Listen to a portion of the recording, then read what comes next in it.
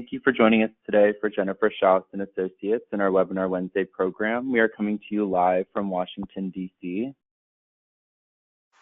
Our webinars are every Wednesday and are provided complimentary. They are recorded and can be downloaded from our website and YouTube channel, which now holds over 300 of our government contracting webinars. In the interest of time, we do not take questions, so if you do have questions for our speaker, we will have his information on the last slide of the presentation today. And a special thanks to our educational sponsor, the National Veterans Small Business Coalition, for making these webinars possible. The NVSBC is the largest nonprofit trade association for veterans. Please visit their website for more information. Okay, now a little bit about us. We work with U.S. federal government contractors, including product, service, and software firms.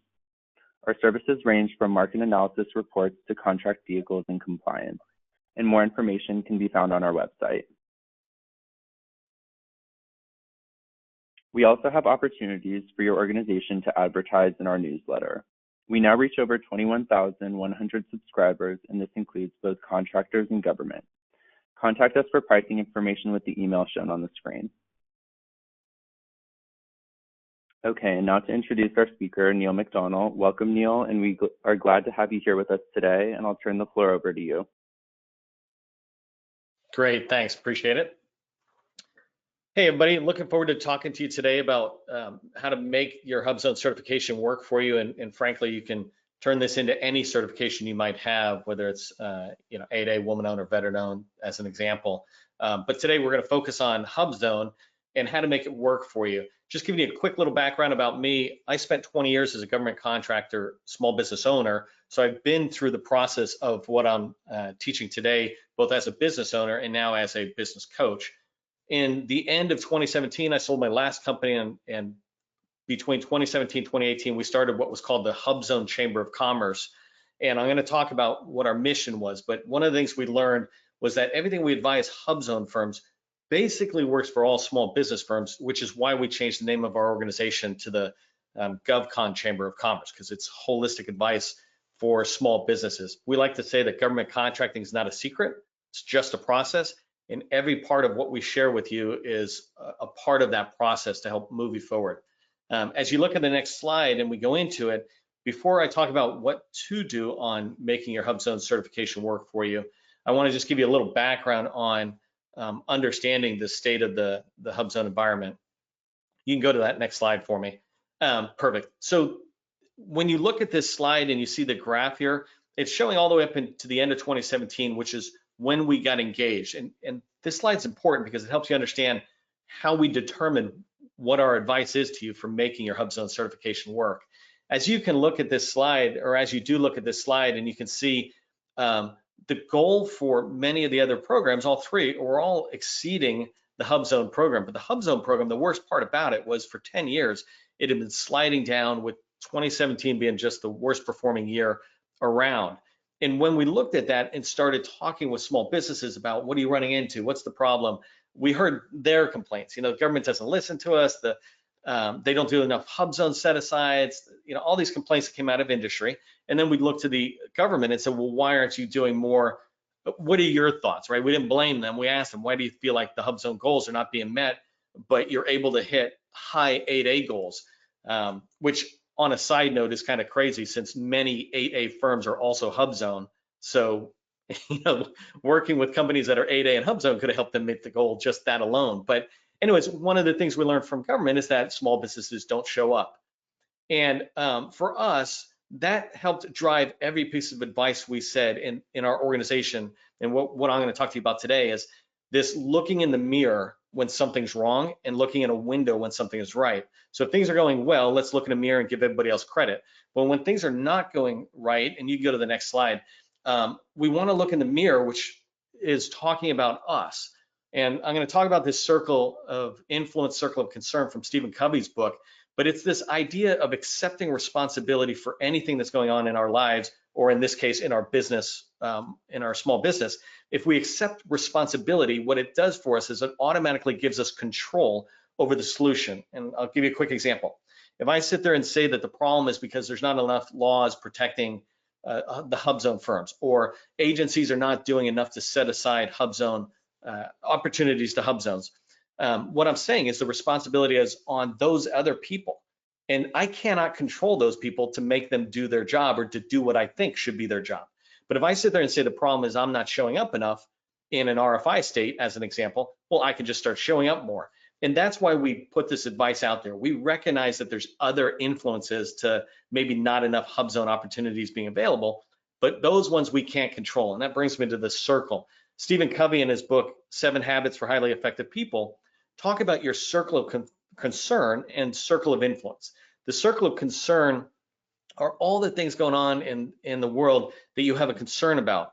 An example could be the election right now, or the pandemic, and whether it's real or not real, or any opinion you want to have on it, right?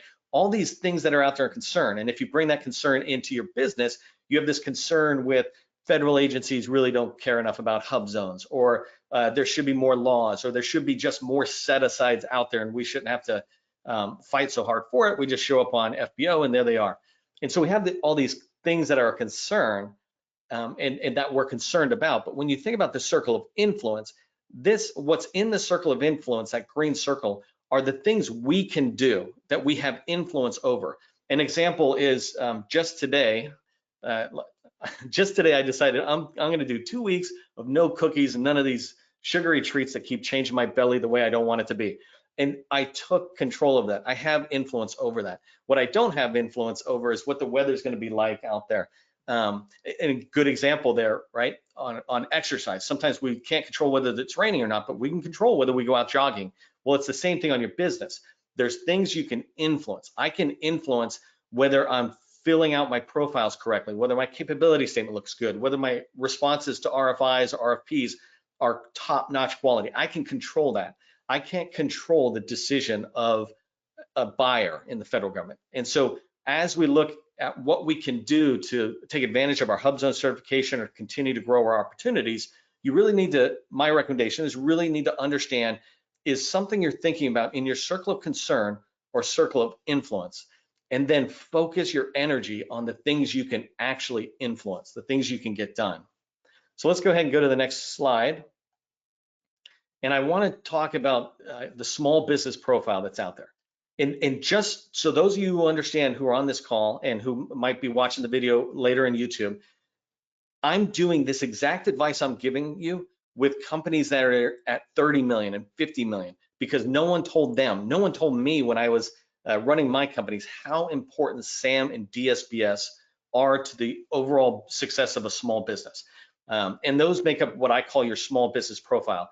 And we're going to go into this in a second here, but when I just want to give you a little background on this. When a small business gets started, we're told we have to register in SAM, and we all know this. We go into SAM and we register, and by instinct or perhaps training over years and years, we do the least we have to do to get it done. That means we look at the required fields, we fill them out, and we get through it.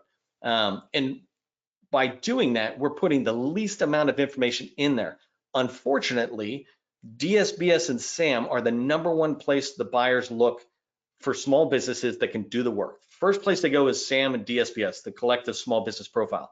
They might have these secondary sets of tools, their own spreadsheet, their own hard drives, but this tool is the tool in the federal government buying sector.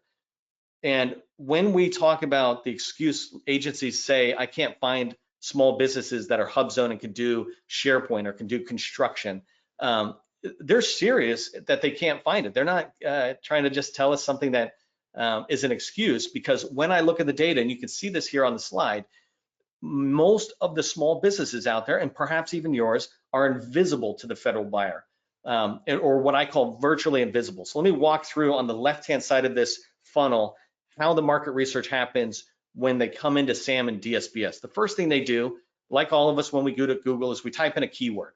And the idea of a keyword, again, going back to Microsoft SharePoint, or let's call it HVAC or paving, they type in some keyword that they're looking for, and they get results. There's 300,000 plus firms in SAM, and so they get these results back. The results that come back, one of the very first things they look at is your capability narrative. And you can see in here where I have on the left-hand side, the right-hand side for narratives, the third line down says 205 out of the 306,000 firms have no narrative at all. And so when you think about how shortlisting happens, the government is not trying to find the very best plumbers. What they're trying to find are 10 or 20 qualified plumbers that they can then invite to bid or have conversations, whatever it is. So their job is not to figure out whether you actually do what they need if you're not communicating it. And that narrative is 1,000 characters of your story. It's the story that says, here's what we do. When somebody asks you, what does your business do? And if they're searching for plumbing in there, it would talk about, we do this type of plumbing, we do commercial buildings or private buildings or whatever it is. And so, as you look at that, that's an important part of the research.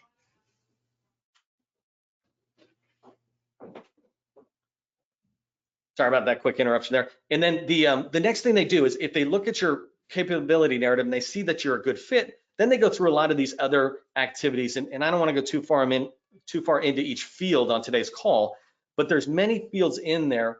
For example, whether you accept credit cards or not. If it says no, it gives them the impression maybe we shouldn't do anything. When you go to the website, if your website doesn't have an HTTP or an HTTPS, this tool is not intelligent enough to redirect to your actual website, so it gives them an error. The buyers, the market researchers, they're smart enough and have experience enough with the tool that they realize that that website's just going to error out. And rather than try to do the extra work to visit your site and see if your site actually is up, they'll just move on to the next competitor. In an environment where there's hundreds of thousands of companies, they don't have to work to fix your details in your profile to make, to be able to find out more about you if they can just move to your competitor. So what I'm saying here is the first and most important thing, and again, I'm doing this with firms that are 50 million and they're trying to go, how do I graduate out of small? I've got a couple of years left and we're taking off. These are experienced firms, but their profile does not scream success for them, even though the federal buyer comes here to look for what they're doing. So the other part of it is side benefit is that it actually helps you focus on what you sell when you have to fill these fields out. So get into DSBS and SAM. It takes you, let's say, an hour, a day, or a week, but you would have a fantastic profile in there. This expands, this profile expands into federal agencies. Like HHS has their own portal for where you register as a small business. And when you put your information in, they ask you to fill out these other fields. If you have already filled out your SAM and DSBS profile completely, then you just copy those fields right into HHS and you're good to go. The next thing is large primes. If you want to work with large primes, all of them have these portals where you need to register as a supplier. They ask the same questions. They don't pull the data in. And so having it complete in this source environment, SAM and DSBS, allows it to be easily populated into the large primes you want to work with. Let's go ahead and go to the next slide. So on the next slide, I just want to talk about this line that you hear all the time out there about, don't lead with your tags, is what they say. And actually, for this presentation, I decided to just say, yes, lead with your tags, but I want to say it in a different way. And let me back up for 1 second for anybody who hasn't heard this before. Leading with your tags means going in and saying, I'm a woman-owned business. You have a goal of 5%. Here I am, give me business. Or I'm a HUBZone, or I'm a veteran-owned. That's what it means, is leading with your tags. No one is ever going to give us work because we're a veteran-owned firm, right? That's not how they make the decisions. They make the decisions based on whether you've got the qualifications to solve their need and help them with their mission. It totally makes sense. And so like a plumber, right? You're not going to hire a plumber because they're a veteran or they're a woman-owned plumbing firm. You're going to sit there and hire a plumber because they're qualified to do the job. They come with past performance with your neighbors. And the fact that they're a woman-owned firm, minority or veteran, et cetera, is a bonus. We absolutely want to make sure we're working with everybody, but it's accomplishing what I need first. And so the way I say to lead with your tags is this capability statement. And this firm here, this is all public information that's out there, and she does contact centers for the federal government. And one of the ways she leads with her tags, and this is what my recommendation is for all of you, is to put HUBZone, any of your 4 primary tags, 8A, veterans, SDVO, HUBZone, and woman-owned, put those in the top right corner. Don't put them at the bottom of the page. And the reason I say this is, in 1 second, the government will come across and they'll see your cage and DUNS and know that you're registered where you need to be. And then they'll see your certifications and they will say, oh, you're a HUBZone. And you'll casually say, yeah, let's move on to what I do. And you're screaming the fact that you're HUBZone without you ever saying it. And that's the right way to lead with your tags. Just put it there. They'll do a little check mark, HUBZone, and they'll move on. When you say it out loud yourself, it feels, right or wrong, it makes the buyer feel like you're trying to get business just because you're a HUBZone. That's the wrong way to lead with your tags. Hope that makes sense as we go forward. Let's go to the next slide. And I want to just move into this idea of how do you push for set-asides. When you're HUBZone, there's far less set-asides within FBO or whatever it's called today, right? There's far less opportunities out there that say HUBZone set-aside. Often, many of us feel like it's construction or it's some land services or some things like that, right? Maybe some product sales. But in the services side, we feel like there's far less out there, and I think that's right. It's right that we feel that way because there are far less that are out there. So how do you push for a HUBZone set-aside? The time to do it is before the RFP comes out. When the RFP comes out, it's not happening, it's too late. And everybody should know this already. The idea is the earlier in the process of this purchase for the government that you get engaged, the more you can try to influence it. So the closer you get to the RFP, the less chance you'll even have conversations, let alone influence any change on the technical or acquisition approach of the government. So when I talk about pushing for a HUBZone set-aside, and let me pause for a second, my advice to you is after proving this out 400 times, we did what I'm about to tell you on these set-aside calls, but pushing for opportunities to go HUBZone set-aside. Every one of them didn't happen, but one thing did happen. In the first 18 months that we did it, over $3 billion more dollars went to HUBZone firms. And that's because of the HUBZone firms themselves doing what I'm about to tell you to do. It wasn't because we in the GovCon chamber magically waved a wand and more HUBZone dollars were flowing. It's because we identified the process, we confirmed it with the government, and we taught it over and over and over again, 400 times out there. And some of the opportunities that went HUBZone were 10 grand opportunities, and then other ones were 50 million, $100 million opportunities, IDIQs, right? But pushing them to HUBZone. So it's got a proven background for what I'm telling you. You want to look at the forecast and sources sought in RFIs. This is, and there's other ways you can do it earlier and identify stuff with the program office, but these are the opportunities that are listed out there that are coming down the pike, right? Forecasts are really early, theoretically, and then sources sought are, hey, we know this is coming out, let's say in this coming year, and we want to do some information on it. Just as a sidebar, sources sought in RFIs are used interchangeably sometimes by government buyers, but basically what it means is RFIs, they're looking for information to shape the requirements of what they're looking for, and sources sought, they're looking for acquisition decision-making things, right? Which contract vehicle should we put this on? Should we set it aside to HUBZone, et cetera? But I just say they're all the same, sources sought and RFIs, because you don't want to miss out on one of them by only focusing on sources sought. So even in the RFI phase and the forecast phase, I begin to talk about how do you set this aside? How do you ask for it?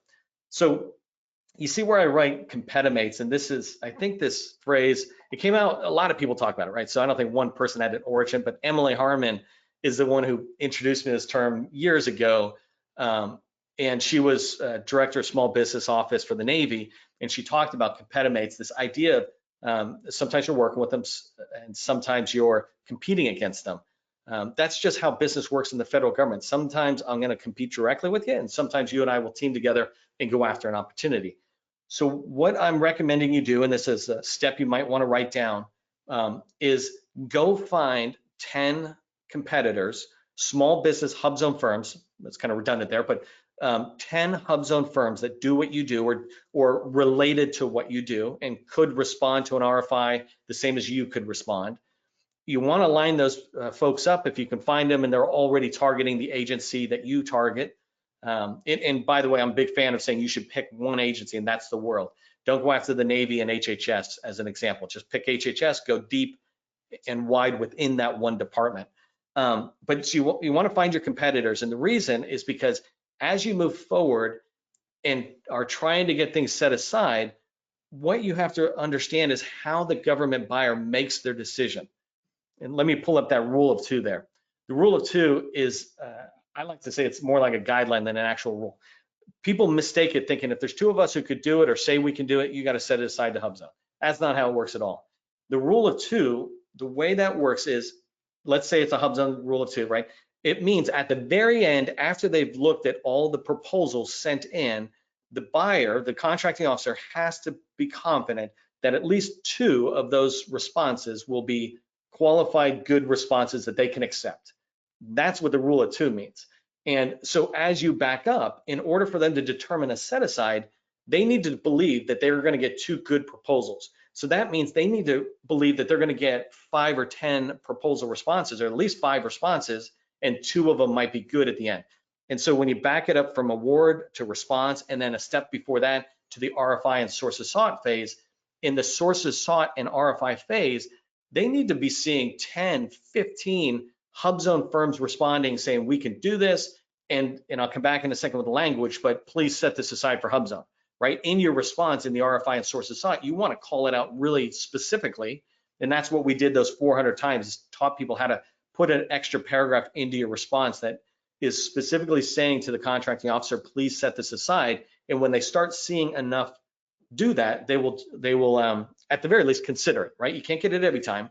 I once had a HUBZone firm tell me that, hey, I know that there was 8 of us who responded, and I've been talking, and 8 HUBZone firms responded. And I said, that sounds like a lot. Let's find out what's there. And I called the contracting officer, was talking with them, and I had known these people from the chamber. And long story short, they said, yes, they sent in 8, and that was great. But we also got 20 from SDVOs. We got 25 from women-owned firms, 15 from 8A. And so 8 was a lot to us as HUBZone firms maybe, but it wasn't a lot to the contracting officer. When they looked at that, the 8 was the riskier number, right?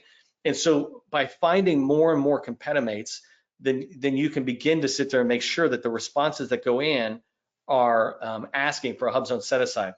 So one thing I want to give you advice on this, many of us are tagged double, like ConnectCentric was, right? They're HUBZone and woman-owned. Don't send in a response asking for them to set it aside, consider setting aside either HUBZone or woman-owned for a couple of reasons. But the first reason is when you give somebody a choice like that, they'll choose 8A or SDVO, right? It's no longer a focused ask or request. So just ask for women-owned or ask for HUBZone set aside, and you're making your request specific, and now it's in their head and they have to decide. The thing you have to keep in mind about double tags is that women-owned firms, there's more than 10,000 firms. HUBZone, there's 5,000 firms about. And so the idea of when you keep restricting it down, if you can get it to be a HUBZone set aside, then you're restricting the competition that much further. Let me bring one thing back to the forecast just before I finish out the slide here, is that when you look at the forecast, often you can begin to see ones that really fit in with what we do. Go take a look, see how they were acquired before. And if it was just like, let's say, a small business set aside, or anything but 8A. If it's an 8A, it becomes hard because sometimes it's, once an 8A, always an 8A. But if it's other set asides, then with that information, you can go talk to both the point of contact and the small business specialist. If the forecast has a contract specialist, you can talk to them as well. But your small business specialist is your friend. What they want to know is you've done your homework. So if you can go in and say, I saw this opportunity in the forecast, we know we can go after it. We know other HUBZones can go after it. I'd like to talk to you about how we begin to try to convince the contracting officer to set this aside. So that's how you can use forecast opportunities, which gives you a longer lead time for pushing for those opportunities. Let's go to the next slide. One of the things to keep in mind is that, again, you can do this with HUBZone, woman-owned, 8A, or SDVO. And it's the same process. If you get together with your competitors and you make sure you have 10 plus people responding. And by the way, you're not doing anything unethical. What you're doing is just coordinating the response, making sure all of us are responding. But we're not trying to do anything wrong, not at all. And so this process I'm talking about, I have vetted over and over and over again with government buyers, contracting officers, and they're like, not only do we encourage it, not only do we welcome it, but we encourage it. I did this once with the State Department, and we had 100 HUBZone firms respond to one opportunity, and we used a template that the State Department was okay with, and everybody was saying the same thing. The only difference was their past performance, and a little chuckling went on at the State Department, but they ended up awarding 2 $50 million contracts to HUBZone firms based on that effort that those firms did, and that's what I'm encouraging you to do. All right, so you can already see the slide if you've been looking at it for the last slide on next steps. I always like to sit there and say, well, what do I do? You know, Neil, you give me this advice. What do I do as I move forward? First thing, absolute first thing, go look at your DSBS SAM profile and dsbs.sba.gov, right? Go look at your DSBS profile and see what it says. Are you impressed? Is it empty? Will you be found? Because when buyers, market researchers do their research looking for small HUBZone firms that can support them, they come in here and they want to be able to find you. They really do want to find you. But if you're virtually invisible because you're not completing it, then going back to your circle of influence, responsibility is on you. Capability statement, I would recommend you get yours reviewed by a small business professional.